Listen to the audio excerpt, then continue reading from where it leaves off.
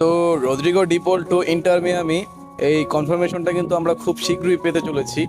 তবে ডিপল হয়তো তার কেরিয়ারটা এখানেই সমাপ্তি করে দিল। যদিও ওইখানে মেসি আছে, তারপরও আমি বলতে চাই রদ্রিগো ডিপলের এই বয়সে ইউরোপ ছাড়া উচিত হয়নি। তো যাই হোক, সে কিন্তু নিজের ইচ্ছাতে ইন্টার মিয়ামিতে যোগ দিচ্ছে। এখন ওনার এই সিদ্ধান্তকে আমরা অ্যাপ্রিসিয়েট করি। রদ্রিগো ডিপলের জন্য শুভকামনা রইল। যদিও আমি চাইনি যে রদ্রিগো ডিপল এত অল্প বয়সে ইউরোপ ছেড়ে দিক। আমি চেয়েছিলাম অলমোস্ট আরো 2টা সিজন সে অ্যাটলেটিকো মাদ্রিদে থাকুক। তো ভিউয়ার্স, আপনাদের কি মনে হয় রদ্রিগো ডিপল অ্যান্ড লিওনেল মেসির রসায়ন কি জমবে ইন্টার মিয়ামিতে? তবে সামনে যেহেতু 2026 বিশ্বকাপ, আর সেই বিশ্বকাপ হবে ইউএস এর মাটিতে, তার জন্য হয়তো আমরা ধারণা করেই নিতে পারি যে রদ্রিগো ডিপল 2026 বিশ্বকাপের একটা প্ল্যান হিসাবে ইন্টার মিয়ামিতে যোগ দিয়েছে। তো দেখা যাক লিওনেল মেসি অ্যান্ড রদ্রিগো ডিপলের কম্বিনেশন কেমন যাবে।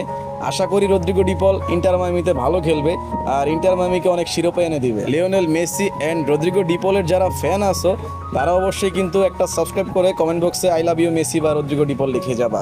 ধন্যবাদ সবাইকে।